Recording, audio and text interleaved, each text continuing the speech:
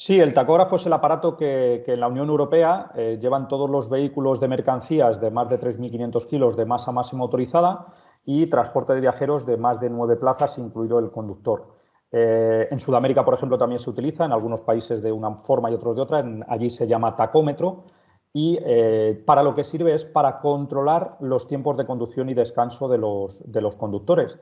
Realmente es una herramienta que deberíamos utilizar para mejorar el sector, porque no deberíamos de sobrepasar los tiempos que nos marca la normativa, y en cambio muchas veces pues, se utiliza para engañar al tacógrafo o intentar engañar a la administración y saltarnos tanto los tiempos de conducción como los tiempos de trabajo.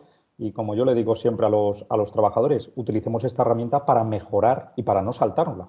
Es fácilmente manipulable, es que la gente ya es muy experta. Porque ¿cómo son? Porque yo recuerdo antes, me llamaba mucho la atención de pequeño cuando veía a la Guardia Civil pidiendo, imagino que es el tacógrafo a los conductores, y era como unos discos o también como unas tiras de papel, todo muy engorroso, muy... ¿Cómo son ahora los tacógrafos? Bueno, el tacógrafo nació en España en el año 86. Hasta el año 86 en España teníamos unas libretas, las hojas de ruta, que cuando llegabas a destino tenías que tú manualmente con un bolígrafo decirle lo que habías hecho.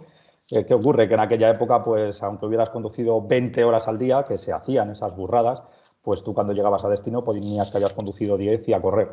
A partir del año 86 apareció este aparato en toda la Unión Europea y es un aparato que efectivamente tiene los primeros, los tacógrafos analógicos tienen un disco diagrama que llamamos en el sector, es un disco donde va recogiendo todos los tiempos de conducción y descanso y además también registra las velocidades. Y en el año 2005 apareció el tacógrafo digital, que lo que hace es registrar los tiempos igualmente, pero lo registra en una memoria, es todo digital, y lo que se ve muchas veces es el ticket que sacamos para la gente de la Guardia Civil.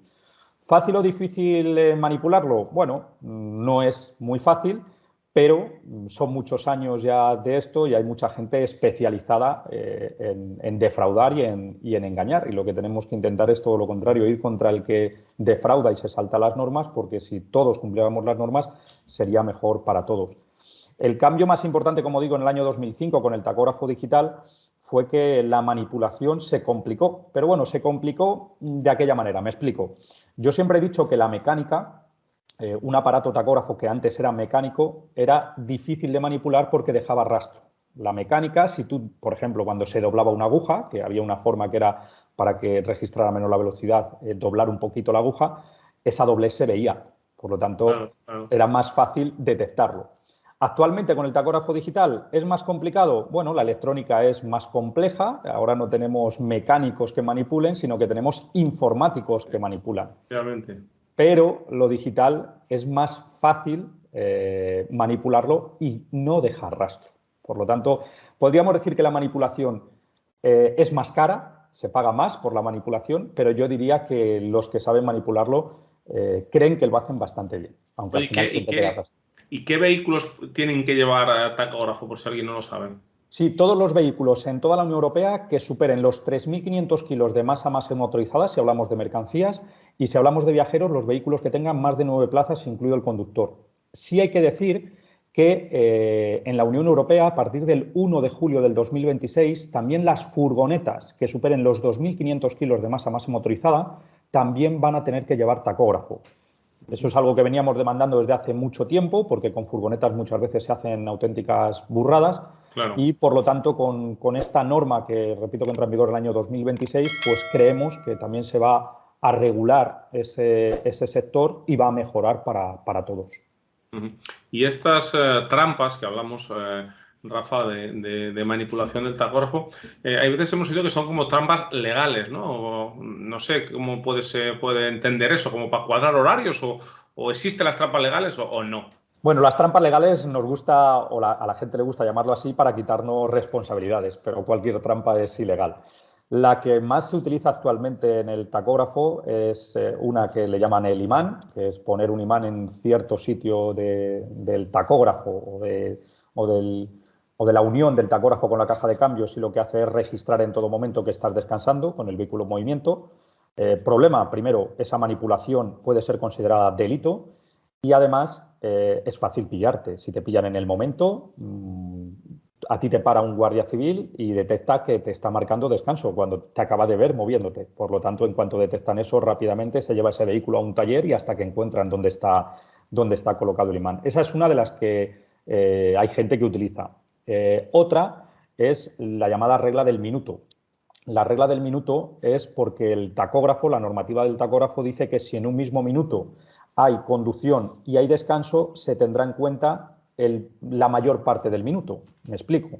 Si hay 31 segundos de un minuto que está en descanso el vehículo y hay 29 segundos que está en conducción, el tacógrafo lo va a contar como la mayor parte, es decir, como descanso. ¿Qué ocurre? Que ya han sacado hasta aparatitos que la gente lleva puesto en el camión que le va indicando en qué momento puede utilizar esa trampa. Pero repito, es una trampa, no es legal. Yo he visto vídeos por ahí, incluso a mí en el canal de YouTube me piden que hagan vídeos explicando la regla del minuto y yo me niego a hacer eso porque ¿no? Claro, estaríamos contribuyendo a manipular los tiempos. De hecho, la gente dice que es legal porque en el aparato tacógrafo queda registrado como un minuto de descanso y tú has estado a lo mejor 59 segundos. Si cogemos el final de un minuto y el principio del siguiente, podrías estar hasta 59 segundos moviendo el camión y no se registra absolutamente nada. Digo que no se registra como tiempo, es decir, en los tiempos, en los bloques de tiempo, va a parecer que ese minuto ha estado descansando. Pero los tacógrafos actuales, los inteligentes, que además llevan ya la geolocalización, va a marcar los movimientos. Es decir, va a decir que ha estado descansando, pero que ese camión se ha movido. Por lo tanto, cuidado con esa manipulación. Además, todas las manipulaciones del tacógrafo hasta hace unos años eran solo sanción administrativa, que podía ser de hasta 6.000 euros, que era una sanción muy seria. Pero actualmente la manipulación del tacógrafo, aparte de tener una sanción administrativa, es delito. Por lo tanto, ya la cosa se pone muy seria. Y a mayores, yo siempre digo a los conductores, porque muchas veces me preguntan, ¿cuánto me puedo pasar? Es que no llego, es que, vale, a ver, y la gente dice, es que la sanción leve son 70 euros con el descuento por tu pago. Eso es cierto, pero tenemos que pensar o ponernos en lo peor. Y me explico rápidamente. Si tú superas las 10 horas de conducción y haces 5 minutos de más, lo normal es que si te para un agente de la Guardia Civil no te diga nada. Eso sería lo habitual, porque entiende como algo puntual que ha pasado. Correcto. También te puedes sancionar y no le puedes decir nada porque te has excedido. Pero muchas veces tienen esa permisividad. ¿Qué ocurre? Que si en esos 5 minutos tienes la mala suerte de que ocurre un accidente, aunque tú no tengas la culpa, te vas a llevar la culpa. Porque en ese momento el juez va a decir que usted no tenía que estar ahí. ¿De acuerdo? Por lo tanto, si pasadas las 10 horas de conducción, de repente, un chaval con un ciclomotor o con una bicicleta o un turismo o cualquier persona se pega contra tu camión, tú vas a tener responsabilidad. Lo primero que te va a hacer el juez es retirarte el permiso de conducir si hay lesiones graves o hay muerte. Además, mucha gente se queja y es cierto. ¿Qué culpa tiene el conductor de que el otro se haya saltado un stop, el conductor del camión? Pero es que ese conductor no tenía que estar ahí. Por lo tanto, yo os digo siempre a los conductores, pensemos en lo peor, que esperemos que nunca ocurra, pero si ocurre, nos podemos haber destrozado la vida.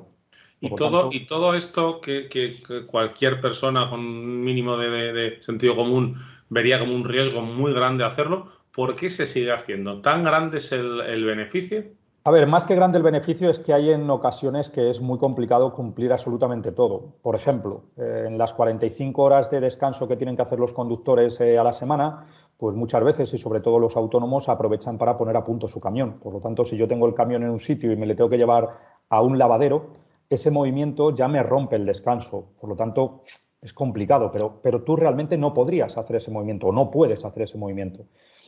Otra cosa es, por ejemplo, otro problema que tenemos es en las empresas donde nos cargan y nos descargan, que tú pones tu camión en el muelle, a lo mejor empiezas tus 45 minutos de pausa, porque tú vas a estar sin hacer absolutamente nada, y de repente a los 10 minutos te dicen, quite usted el camión. Y tú le dices, no, es que estoy en mi minuto de descanso. No, que quites el camión.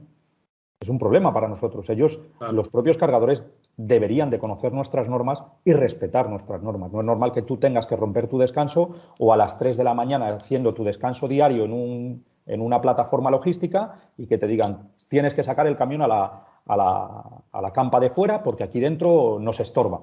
Claro, estás rompiendo tu descanso diario. ¿Qué ocurre? Que en esos momentos el que utiliza ese tipo de trampas, como ha escuchado que son legales, pues el problema es que no se está dando cuenta que si le pillan, la sanción va a ser muy seria.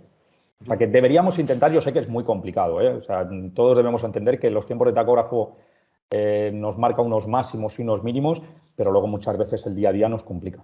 Y luego también, Rafa, entiendo que hay una competencia desleal, es decir, es muy difícil trabajar de manera igual de competente y rentable cumpliendo todo que el que se lo salta, porque si mientras tú estás parado, el otro llega con la mercancía antes que tú, pues la empresa cargadora dirá, no, no, prefiero que me lo haga fulanito que me llegue en hora. Claro, ese es el problema, que al final si hay uno que se salta la norma, lo que va a ocurrir es que hay empresas que van a tirar de esa gente porque piensa que le está dando un mejor servicio y realmente lo que está haciendo daño es al propio sector.